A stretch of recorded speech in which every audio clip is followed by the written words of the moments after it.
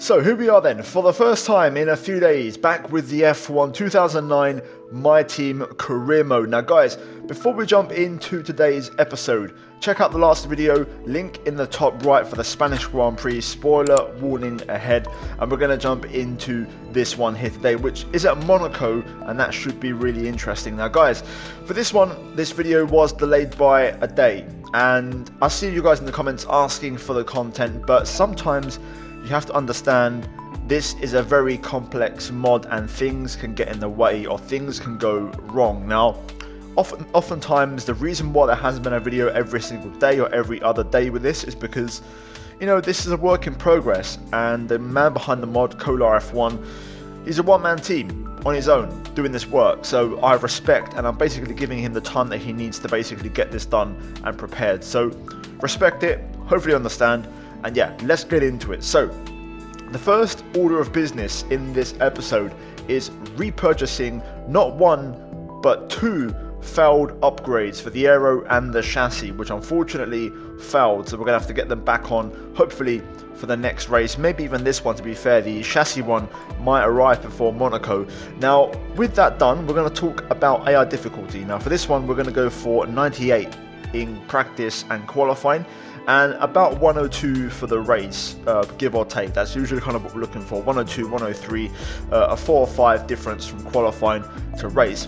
Now this weekend we received an upgrade to the power unit, but on the durability side from Cosworth. That's going to give us a bit better just general wear reliability. We also have two minor upgrades in the way. The chassis one has disappeared because the chassis one has actually arrived in time for this race. So the store cells are going to be on the car this weekend. You can see we have a very small minor improvement, but the gap between Renault and McLaren is absolutely massive. So yeah, either way, you can see in the bottom the results from the last couple of races, a third, a second, and could we go one step better and get the win here today? We're going to find out. Anyway, forecast, dry, no rain expected, which is very good, and I'm happy to see that because Monaco should be a lot of fun, especially with these cars which are a lot smaller and a lot more agile.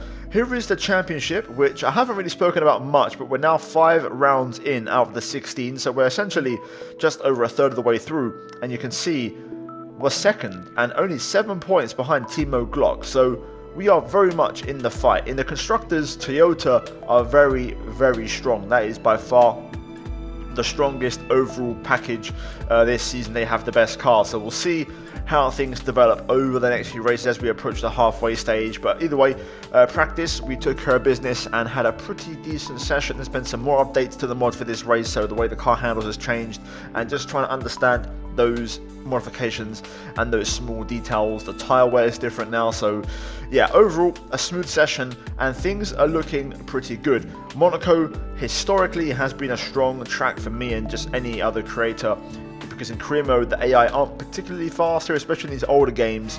They weren't as quick, so this should be a stronger weekend for us if I can get it all together. Now currently we're in qualifying. This is my first timed lap, about 10 minutes to go on the clock. I've left it a little bit later in this first run to go out just to see, you know, what lap times we have to beat. And right now we're purple in sector 2, 1.7 seconds up on Giancarlo Fisichella in P, I believe, 17. So this is going to be interesting.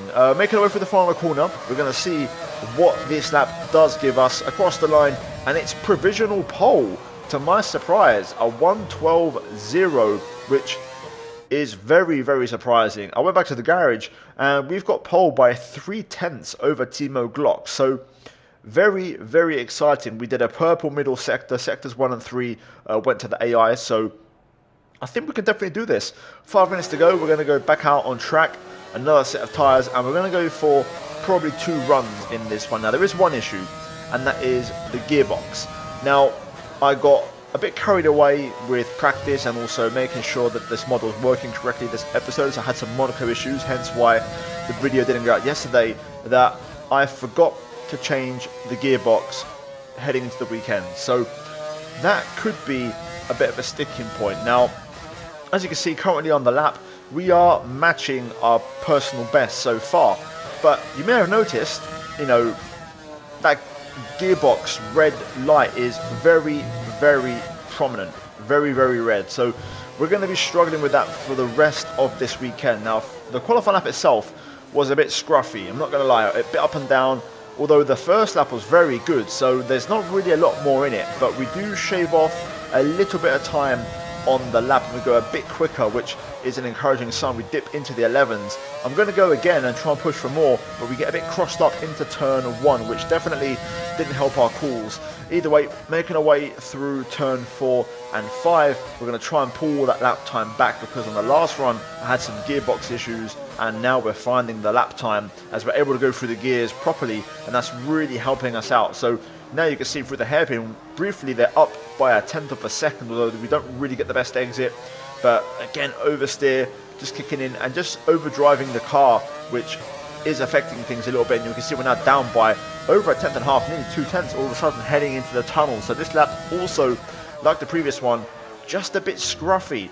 Through the Nouvelle chicane, again, got a bit crossed up, lost the back end, we have a poor exit, and we're now 3 tenths down. So yeah, at the end we just completely lose it. The rears, I think, were getting a bit hot, and they just couldn't keep up. So luckily Kolar just missed us, and we're going to try and reverse out the way heading through the swimming pool chicane, and that is going to be our qualifying over. So now it's not up to us, it's up to the gods, and luckily we get pole out of nowhere. Very, very happy with that one. The AI did improve and found some time, but it wasn't enough, and we make it into pole position, and we're going to start the Monaco Grand Prix from P1. Now, one thing to note is that final run was a bit scruffy, and I'm a little concerned that maybe overheating / tyre wear could be a problem in the race. So we'll see how that goes. Anyway, after qualifying, you can see we're also going to change the AI to 105, actually. Quite a bit higher than what I was going to run, because obviously pole was a bit of a surprise. So we're going to basically make things a bit harder and increase the difficulty. So guys, qualifying done. Let's get into the race, and let's see if we can convert this into a race win with a damaged gearbox. A proper road race, and in the true meaning of the word. That was how Mr. Monaco, the late great Graham Hill, once described this iconic event. The cars we drive have come a long way in the intervening half-century, but still we race on those same public roads beside the Mediterranean Sea. There's no victory more coveted than that of the Monaco Grand Prix. We're on the French Riviera once more this weekend at the 2-mile-long Circuit de Monaco. The cars will climb around 40 metres up the hill, past the casino, and then descend downwards towards the harbour through Sector 2. It's a very short run from pole position to the first of the 19 corners at Saint-Devote, and don't expect to see much overtaking here today. Anthony Davidson joins me once again in the commentary box, and it's fantastic to have you with us here today. But I'm curious, as a man with experience out on the track, how do you stop those pre-race nerves from becoming overwhelming when you're lining up on the grid? From the moment qualifying's over, you start to feel the adrenaline in your body build up and the buzz in your stomach as you anticipate the run down into turn 1. It's all a bit like going into battle, and the unknown situation makes you nervous. Those pre-race nerves are a good thing. The day you don't have them means that you don't care anymore. And of course, you have to make sure that all the procedures are second nature to you, so that they're not taking up too much of your capacity. Here we go then. For the race at Monaco, we of course have raised the AI level to 105, and that should be a bigger challenge. Now, one thing I've noticed, and I must have not realised in qualifying, but we are locked to start on softs. We cannot change tyre compound, which is a big issue, because if you look at my soft tyres on the wear graph, they're about 70%. So everything that happened in that final run is a big, big issue. So we're going to have very second-hand tyres. Now, this may well force us onto a two-stop. Now, what I'm going to try and do is change my strategy. So we're going to basically try and hold the race lead and go as long as the softs can handle it. But when we can't go any longer, we're going to box for hards and try and see if we can go to the end. Track position is key, and that's what I'm trying to hold on to here today. So let's see what happens. Also, of course, we've got those gearbox issues, which are going to be key. So this race is not going to be a walk in the park. And I forgot that back in 2020, of course, the tyre rule meant that you had to start the race on the tyres you qualified on if you get into the top 10. So this is really interesting. So let's get into it. Like, subscribe, and let's see what happens in this race. Here we go. Monaco time. Can we get a good start on worn tyres? Lights sound, away we go. Decent start. Going to try and hold the inside here into one. Side by side with Timo Glock. We're going to get into a drag race as we head up the hill. We're going to use all the curves and the rich revs to try and go around the outside and hold on to the race lead. And we just manage, which is critical for us. Absolutely critical. Now, we've dodged the first bullet, but there are many more to dodge. Tyres, you can see, are absolutely knackered between the formation lap and the beginning of this race. Just half a lap, I've put another 10% on my tyres. They were 15 when I started the formation lap, so we have some very knackered tyres, so we're going to have to manage as best as possible. Luckily, I don't think I'm too bad, you know, as we've seen this save so far with tyres, as I've lost 5th gear once again. So from the very first lap here, we are going to be managing in this race to try and hold on to this race lead on 105 AI. So hold on to your hats, folks. It's going to be a long race and there's going to be a lot of action in this one, so we're going to have to be on it from the get-go. Rear tyres are also getting very hot, which is an issue we had to deal with in qualifying. Bad exit. Glock gets a run, but doesn't quite pull alongside.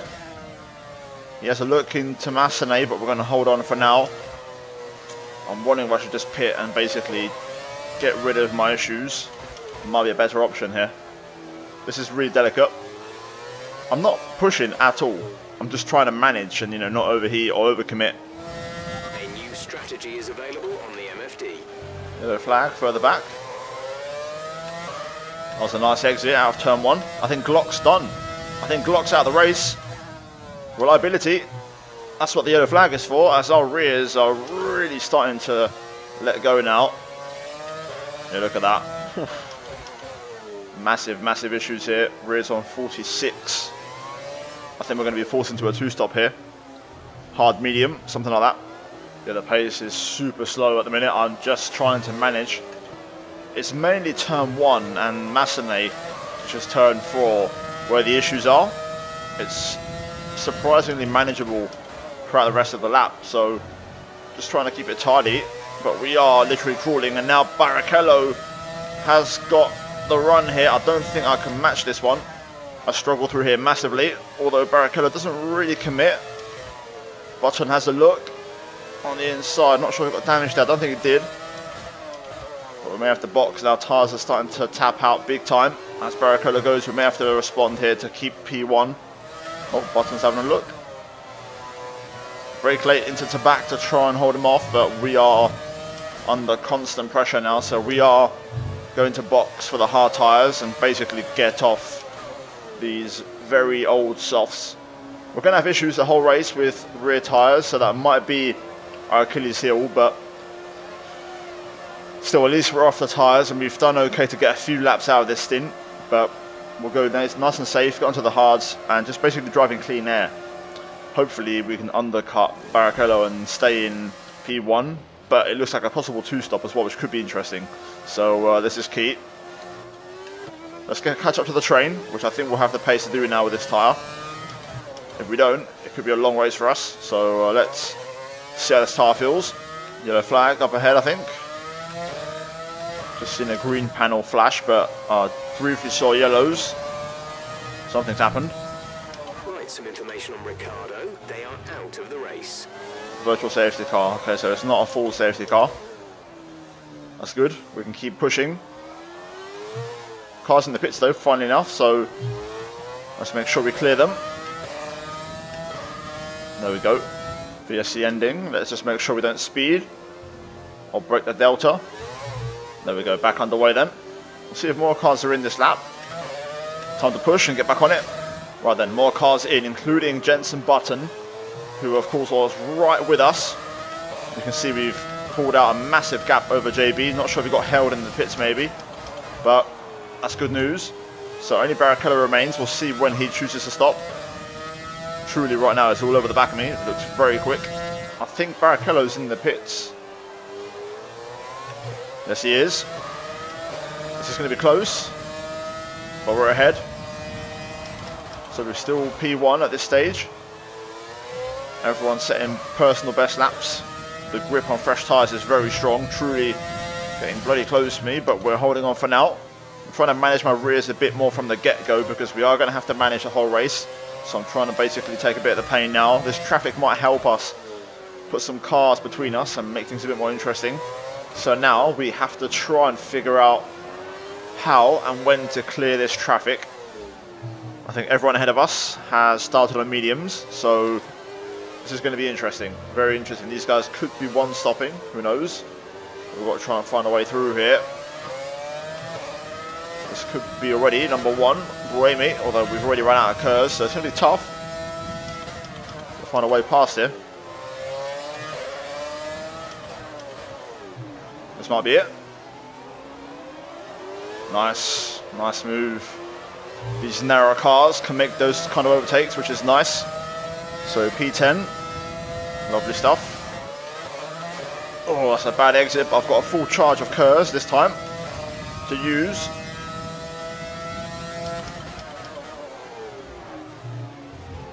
Oh, nice move, very nice. I was worried about locking the rears, but that was a lovely overtake.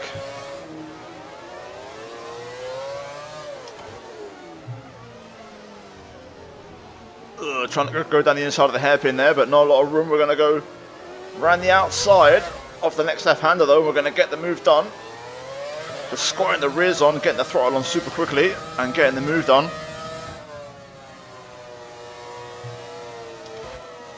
Try to have a look there. Putting lots of pressure on now. Up the inside of Mirabeau. Big send, and it works. This is good stuff. We're starting to build a gap now to Truly, who's very quick, so this is going to give us a bit of respite. But we have to overtake these guys. We're racing them. If they one-stop, they are direct competition. Oh my god, got all crossed up there, trying to close in on our teammate. Pull the rest up. I think we're going to have to wait a little bit longer now for this move to happen. Even the hards are getting hot on the rear, which isn't ideal. Trying to look for a way past our teammate. I think we can get the exit, maybe down to the chicane. There we go, good stuff. Clean exit. Very close here. Down the inside of PDR. And there we go, another one down, P6. Let's keep pushing. First warning there. Not ideal, but not a big issue. We've caught up now. I'm trying to think of a way through, although I think they may stop this lap. If they're one-stopping, a medium to lap 19 seems about right. And yeah, everyone's in. So this is interesting now. Some will stay out, of course, to avoid the double stack. Heidfeld's in a great position here, by the way. Luca is in the pits. Luca in the pits. Oh my god. We've got delayed gears. Oh no, this is really bad. This is race deciding. We've got delayed gears, not missing gears. This is even worse. This is going to be really, really tough. All that hard work undone now. Gonna have to try and drive this with these gears, which is just not ideal. I'll try and see if I can manage it as best as I can. But Heidfeld right now is in the pound seat, having done his stop onto hards. He's going to be in a very good spot. Alright, come on gears. Come on.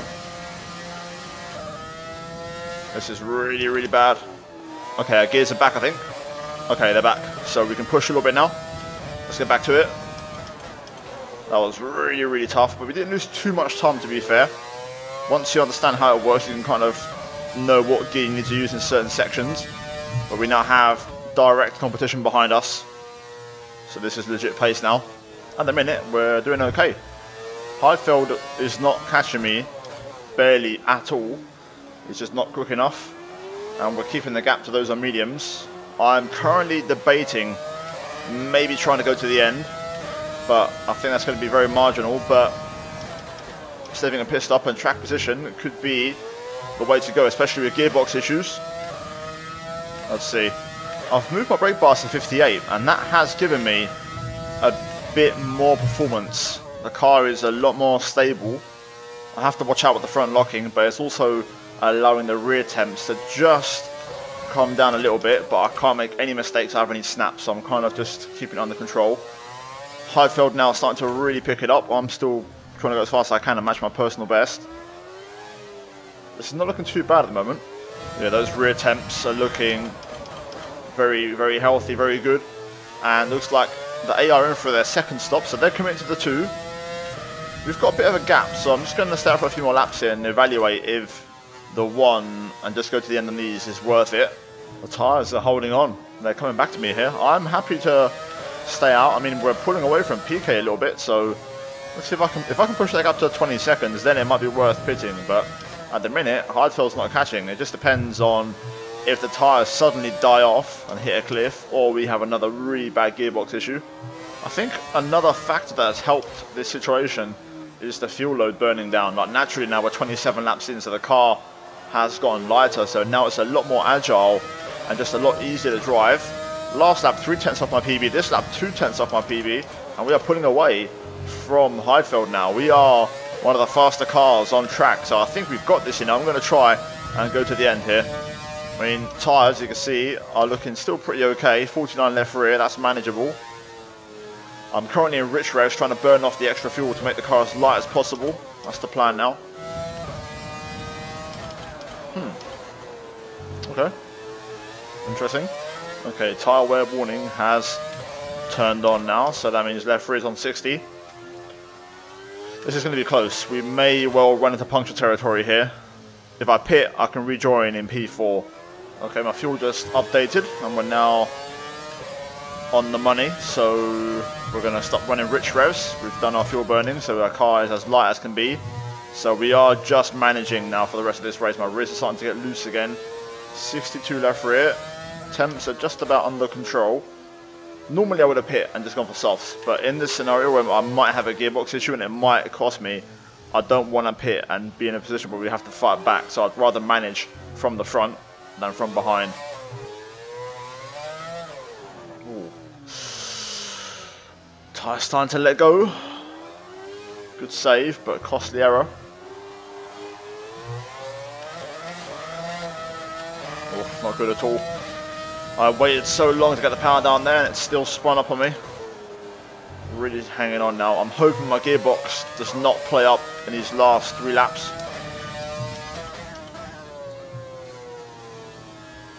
Oh my god. Back end is really, really loose. Okay, back end now really struggling. We are officially within puncture territory on the left rear.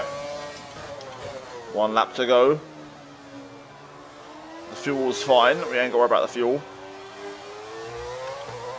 Heidfeld's closing, but I don't think it's going to be enough. Gearbox at 89%. Just got to try and manage here for the last lap. Just trying to keep the car stable here. I don't even want to change gear, just trying to make sure I can manage and keep the car in one piece. Everything is on the limit, but we're going to hold on. 77, left rear, Heidfeld gets a run. Can we hold on?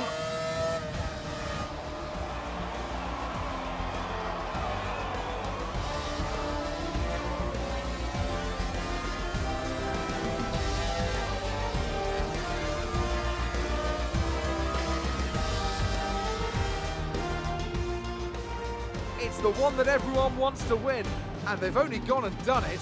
What a fantastic result here at Monaco.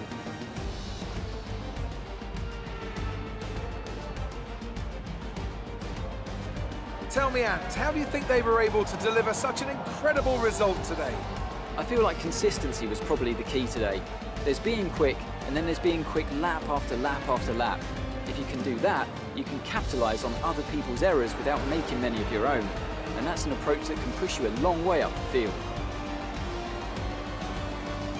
Welcome then to the podium, our top 3 drivers. What a great effort from them today in a very difficult race.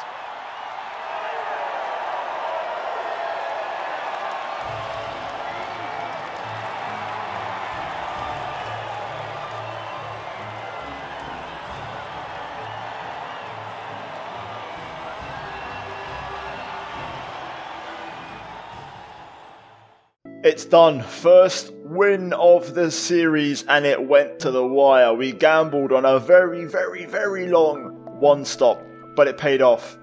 Wow. That race was a real test. That had everything. And we had to manage the tyres, the gearbox. It was just constant management whilst trying to stay fast. And luckily, it was Monaco. And you can defend at Monaco and make your car nice and wide. Heidfeld almost got us at the line, but we just hold on. The rest are P7 in the points again, which is huge for us, and we are going to be the highest scoring constructor in this race weekend. So if we look at the standings, we take the lead. Timo Glock with that DNF earlier on, that's a massive blow for the championship, and we actually have a pretty nice bit of margin, to other rivals around us. The rest of with those points is P17 right now, so we need a few more to kind of creep into the top 10. But in the constructors, we're third, and we're only 32 off the top, so things are looking really good, guys. Anyway, hopefully you enjoyed. Leave a like for the race win. That would massively help me out, and I'd massively appreciate it. Subscribe if you're new to the channel, and yeah, as always, a big shout out to the members for supporting the content as always. Check out the 2 videos on screen, and I'll see you guys in the next one. Take care, and let's go out from me.